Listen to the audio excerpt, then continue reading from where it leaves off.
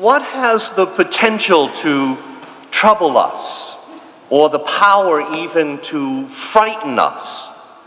If we were to survey everyone present in this church today, we'd probably find some common themes, answers to those questions.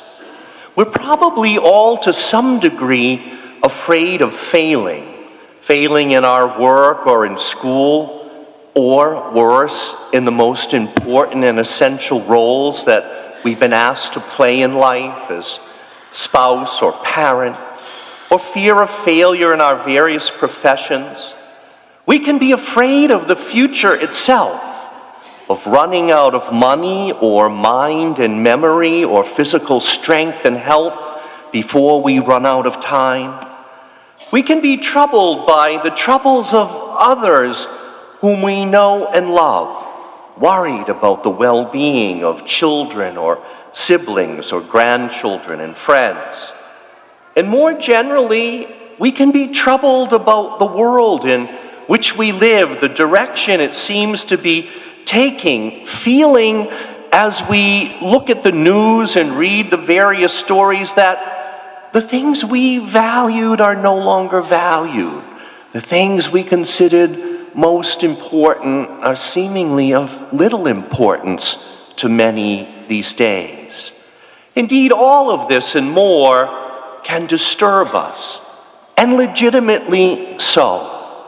But we hear Jesus in the gospel say, don't be afraid, don't be troubled.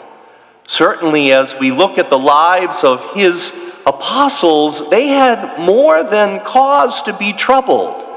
Indeed, they thought Jesus was leading them to a kingdom where he was going to gloriously reign and they were going to hold positions of honor in it. And it almost looked that way on Palm Sunday, didn't it?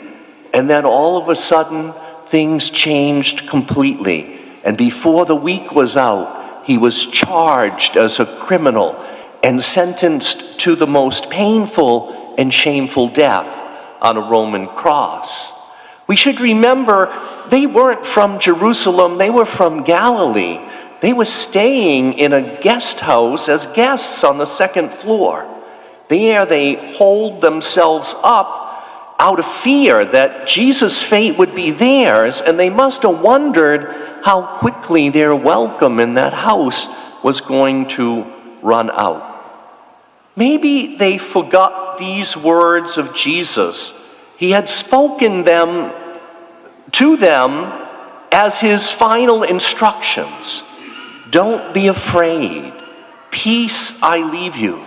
Peace I give you, not as the world gives you. And then, when his tomb was found empty, and he came that evening to the upper room, he said those very words to them again. Peace be with you. And peace was with them. How can we tell?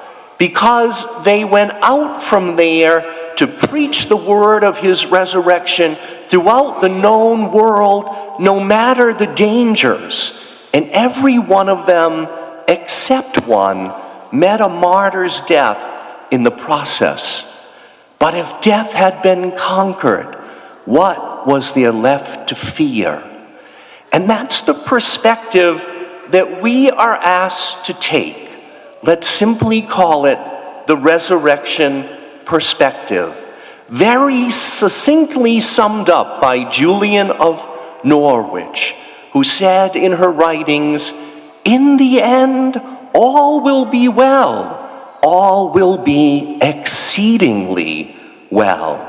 Indeed, because if we but keep faith, then in the end will be the light, the life, and indeed that enduring peace of the resurrection.